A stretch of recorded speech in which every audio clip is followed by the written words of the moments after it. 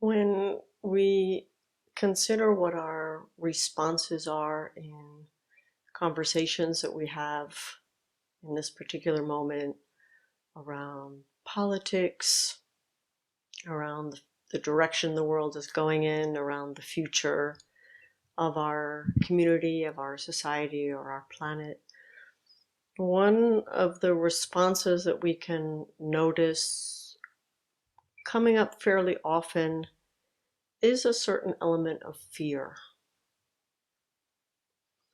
And in its most basic sense, fear is a forward-looking emotional response to what we perceive to be as unfavorable and potential, something that's not yet here, but that could happen, something that is possible. And when we are in a situation as we are now, in which the sources of power are in the hands of a group that we might be considering as other to our own group, and whose wielding of power we find threatening. Fear is a pretty normal and common response. And for many of us, we don't necessarily have a very wide range of strategies for dealing with our fears, and even are not necessarily all that used to noticing it's arising in ourselves. For men especially, fear is a socially undesirable emotional state to experience and much less acceptable to express. So this is just kind of an opening invitation to think about how in your own conversations with people who may have dissenting views from your own, you may experience a form of fear that perhaps manifests as something else. And even if you don't have those conversations, in reading about what's going on in this particular political moment, a few weeks, less than weeks, a few days to the moment of decision, to the elections, in what ways are we having a response that is either reminding us of other situations in which we were menaced or threatened, or in which we literally feel that our well-being, our security, our food security, our emotional security, our national and international security, our planet security could be threatened. And putting it in these terms, it allows us to start observing and then transforming how it is that we ourselves engage in our own encounters with information or in conversations. And I think, maybe we can start by thinking a little bit about fear and how it can be analyzed in Buddhist and other broad terms. So fear is the response that we have when we have interpreted something as potentially negative towards us. And it's important to notice that interpretation is required for the fear response to kick in. We can be in the presence of a snake that we think is a rope, and fear doesn't kick in because we have not interpreted it as a snake. Okay, that's the classic Buddhist example. And noticing that there is an element of interpretation is just a reminder to ourselves that we have a lot of room to adjust how we respond to situations.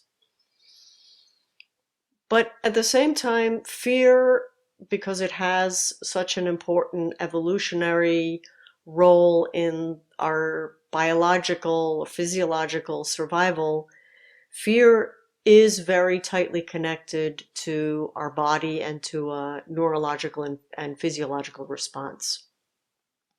And part of the response of fear, which is a function of many emotions, is to keep us focused on that object. So anger keeps us focused on an object that we need to oppose and fight and do something about.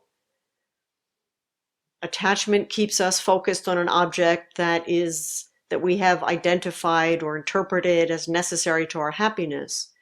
But with fear, we have this particularly full-bodied experience of focus, of attentiveness directed at a single source, whatever it is that we experience as menacing towards ourselves.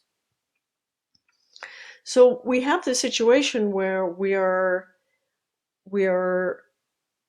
finding it difficult to look away from whatever it is that threatens us. And also, because of the nature of fear, when we are looking at that object, we are focusing on the parts of it that are potentially harmful to us. Fear doesn't incline us or reward us for seeing all of the complexities of the person and their, historical and social location and their personal background. It really gets us to stay focused on removing that threat or avoiding that particular threat to our well-being. And fear as an emotional response to our environment also keeps us focused on what is negative, what is potentially negative to us. And there is this observation that's been made in various studies that the threats to our well-being get more attention than the positive, the potentially positive or pleasant experiences, right? And that is precisely because of survival. If we're in the presence of a bear and there also is a chocolate cake, on the other hand, yes, we may love chocolate cake, but that chocolate cake is not going to get any of our attention while there is something that we identify as a threat to us. And that has a physiological response that it triggers, but it also means that for some reason, or not for some reason, for this reason, we tend to engage more fully and more intensely with what's negative. And that's just something for us to observe about ourselves. And Rick Hansen, who's a scientist who's done quite a bit of study around this area, says that when it comes to positive things, we're like Teflon. They just slide right off us. For negative things, our brain is like Velcro. We stick right there on the object. And this doesn't mean that our objects of attachment don't sometimes hold our mind there like Velcro. What it means is that between engaging mentally with something that's a source of pleasure and engaging mentally with something that's a source of harm, we attend to the harm first, and we stay with it longer until it can be resolved, generally speaking. And so just to kind of put ourselves in the framework where we have a lot of factors in our evolutionary being and in our biological, our embodied existence that make fear a factor that can really take over. So one of the close relationships that we can identify is between fear and anger. When studies of fear have taught us all that the earlier series of studies of fear taught us about fight or flight, that when we perceive something as a danger, as a threat, our body prepares for us either to move towards the object and seek to oppose it, or remove us from its presence. And when we're moving towards the object, we can imagine ourselves, we have somehow turned the fear into an aggressive or a hostile movement to oppose. At the same time, I think if we look at our own experience honestly, we can see many, many times when we're angry, behind that there's actually something that there's fear. We feel vulnerable and we attack to protect ourselves. And feeling vulnerable can easily lead to feelings of fear, not necessarily, but easily, because when we feel vulnerable, we're aware that we're exposed and could be harmed.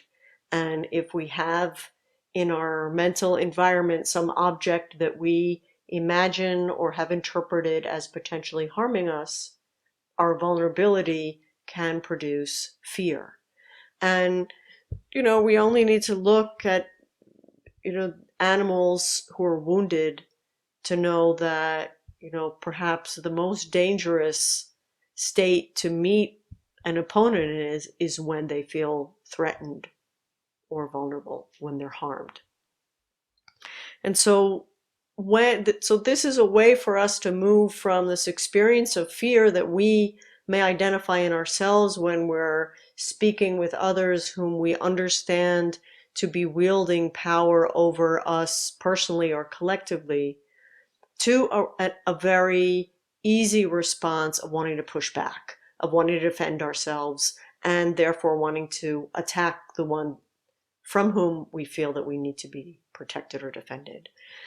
And this kind of dance back and forth between fear and anger also can have a gendered component in that women are, often we're socialized, maybe I should say girls are socialized, that being timid, showing a little bit of afraidness, fear, I guess is the right word, showing timidity, eka mouse, is quite a bit more acceptable for a woman than it would be for a boy.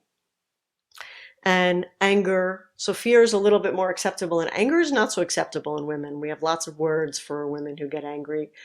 And for men, anger or being firm or being, forceful or being aggressive is not so problematic in terms of their own masculinity compared with fear.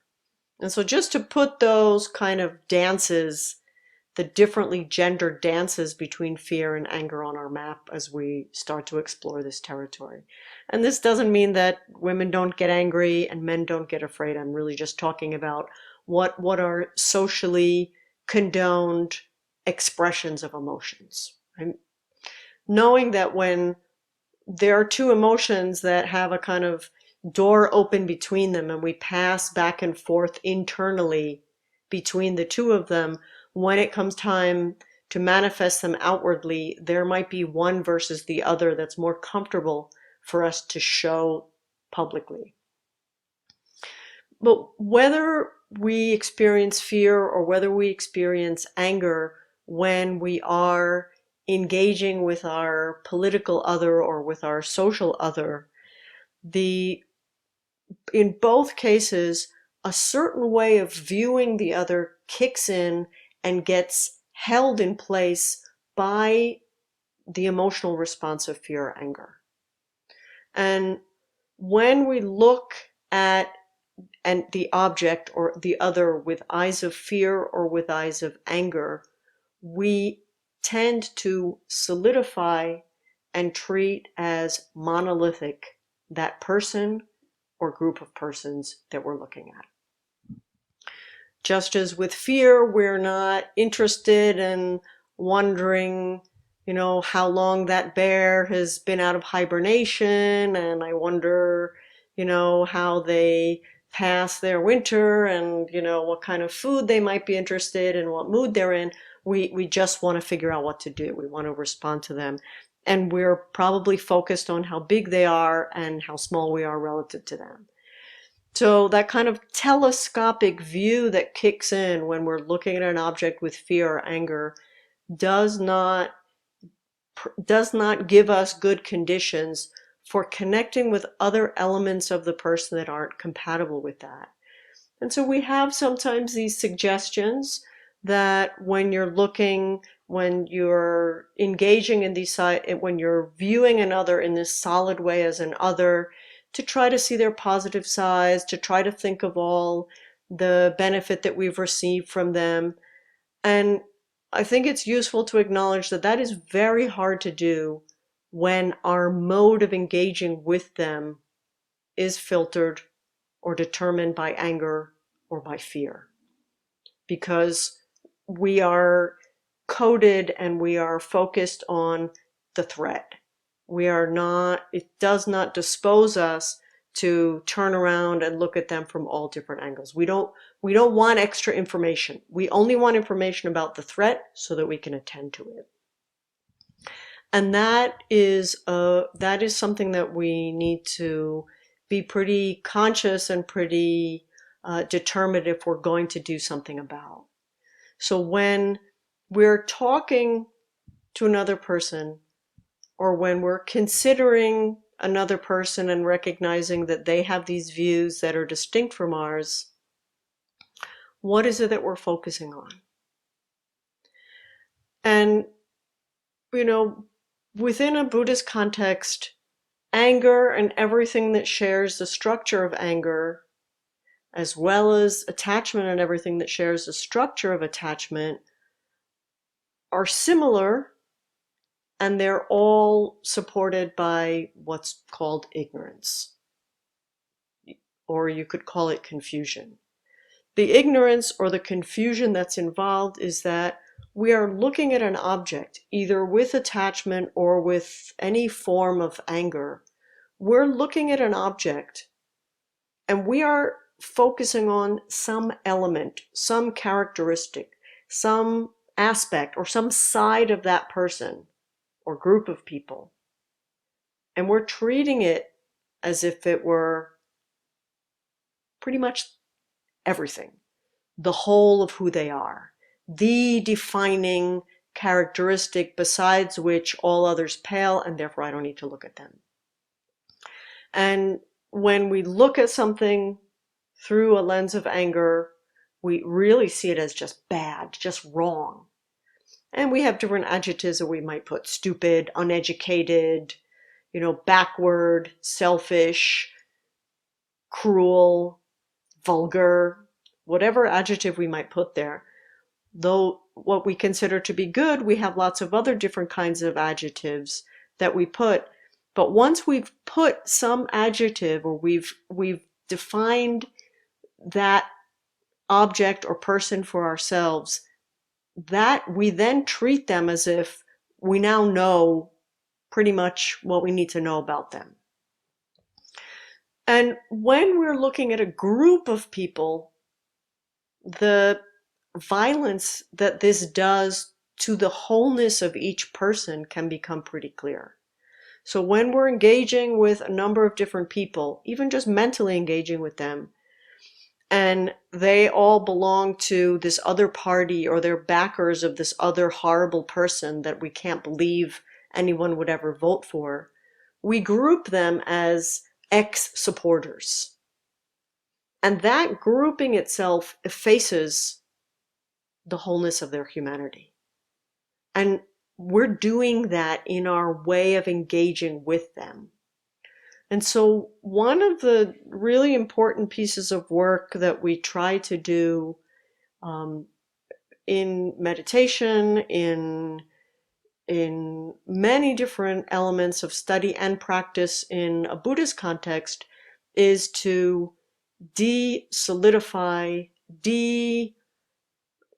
dismantle, and try to undo the monolithic view that we have of the other, and to inflect it, and to really question our belief that by having interpreted what we see, we already have seen everything that there is. And of course, we know that's not true, but when we're looking at them, that kind of telescopic view that kicks in with fear or anger makes it really hard for us to engage with them as a full person. And sometimes when what we feel is fear or what we feel is anger, and we do try to look at another part of them, we can very easily, we have this other kind of back interior door to another position that we can sometimes take, which is a sense of superiority or pride, where, okay, I'm not going to see them as powerful and monolithic, but I am going to say, oh, those poor things, they only think that because, oh, they haven't gotten enough education. And and that can maybe get us out of fear, and it can maybe get us out of anger, but it can also end up again establishing a relationship with the other that the other is not going to want to accept. And then we just start another cycle of difficulties in that relationship. So that's just something to think about when we are looking for mental strategies, and we do need to use our creativity and use our intelligence and really kind of be agile in our mental movements to identify when we are having a telescopic view and try to open out and try to see other elements of what's going on. And one thing that we can do is to be very careful when we mentally are engaging with a supporter of X, whoever our X is. Not ex-husband or ex-wife, the senator or the whatever, the president, or as my mom always says, the so-called president. Um, we all have our person that might fit into that place. And in that case, we want to be really attentive when we've lumped them into a class of people, because then they're not a person. They're just a member of a class. So in those moments, everything we can do to recover our awareness of their complexity, of the fullness that they have as a human being, and to really be sure that we're listening to them, in a fuller way, listening for other aspects of their experience that are beyond, the one particular view. And when we are mentally or verbally engaging with those that we consider to be on the other side of the divide from us, as we've divided ourselves into us and them, those we consider to be part of them, is to be really aware of how artificial that category is. And the more we treat them as them and as other, the less likely it is that we're later going to find ourselves on the same side of the divide as them. And especially if our aim is to have the kind of conversation where we might be deliberating together and reconsidering our views and being able to see that the other person might have a reason to think whatever it is that they think, then creating space in our conversations and mentally creating space for them to be more than just a ex-supporter, but to really give them the space to be a full human being whom we don't know, and who has a right to be known in their fullness, just as we do. So I think just kind of putting those terms out there, that to recognize that when we notice ourselves in a feeling of vulnerability, we can remember that, or just be aware that fight and flight were two strategies that humans have for dealing with their own fear or responding to fear. But much later studies have helped us to identify that we also have the strategies of tending or befriending, as one formulation puts it, connecting with others or looking to take care of those who are vulnerable. So just to know that we have a wide range of strategies that we can use. And I think we'll notice that many times when we do feel vulnerable, we want to talk with other people that we consider part of us. And not only so that we can belong somewhere, but also so that we can feel protected when we feel that we're sharing a public space with people who are abusing power, or people who are, you know, who are siding with a bully. And, I think just in a very ordinary way, there are lots of reasons why people side with bullies other than being bullies themselves. And that's just also part of the complexity of this particular moment. But, we don't want to be analyzing other people's responses to their fear. We want to be understanding our own so that we can have a wider range of strategies that we can apply when we find ourselves experiencing that.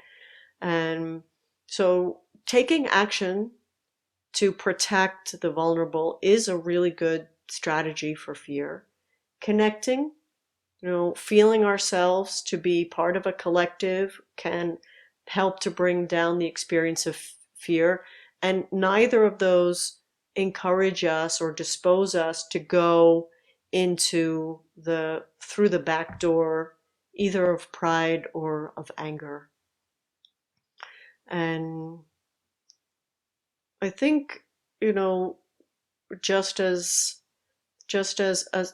a map to the kind of terrain that these conversations bring us into, that's probably more than enough for the moment. And I think if we can just anticipate that in this short time that's left before we'll have something else to talk about, hopefully, that we still have a lot of really interesting opportunities to see how we can catch ourselves, how we can recognize ourselves, being guided by these emotional responses that we know may not be the most skillful and certainly are not the most comfortable for us, and to really take this as an opportunity to connect,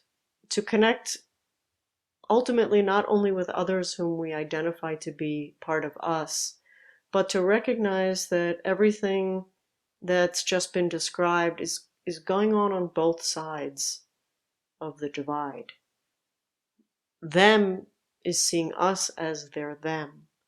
And the feeling of vulnerability, the feeling of having been forced into an undesirable seat that they didn't know how to get out of, feeling that they've been somehow mistreated by the powers that be. I think those are experiences that are going on both sides of the divide. And so recognizing within ourselves how they work can really give us a pretty solid basis for a deeper understanding of what's going on collectively, within our larger community.